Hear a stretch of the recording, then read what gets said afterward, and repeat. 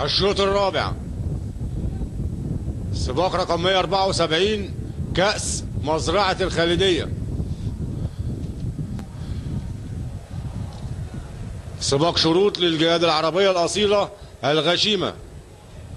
مسافة السباق 1200 متر. الجهاد المشتركة 4. رقم 1 بحار يحمل 57 كيلو، يركبه الفارس عبد المقصود، ويجري باسمه ألوان السيد الأستاذ رياض جلال أبو حسين والمدرب رياض.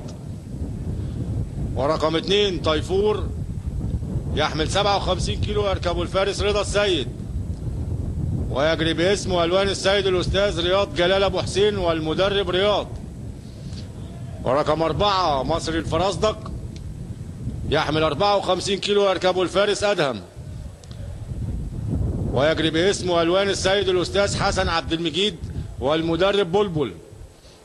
ورقم 5 نور عمري يحمل 54 كيلو، يركبه الفارس طارق، ويجري باسمه ألوان اسطبلات الصفوة والمدرب أسامة. خير استعرضت قدامنا وفي طريقها للبوابات.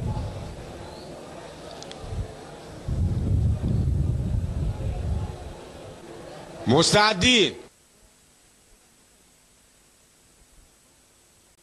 قامت الخيل.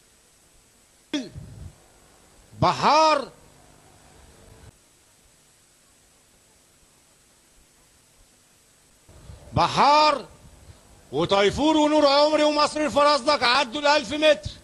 بحار وطيفور ونور عمري ومصر الفرزدق قربوا على السكه الدغري. بحار وطيفور ومصر الفرزدق ونور عمري. بحار وطيفور ومصر الفرزدق ونور عمري دخلوا السكه الدغري. بحار وطيفور ومصر الفرزدق ونور عمري. بحار وطيفور ومصر الفرزدق عدوا ال600 متر.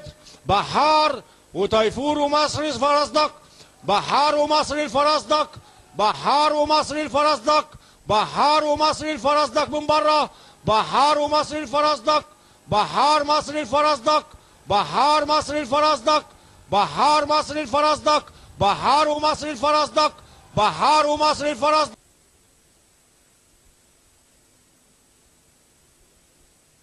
بحار مصر الفرزدق. بحار نور عمري. مصر الفرزدق. بحار نور عمري. مصر الفرزدق. بحار نور عمري طيفور. وننتظر نتيجة الحكم.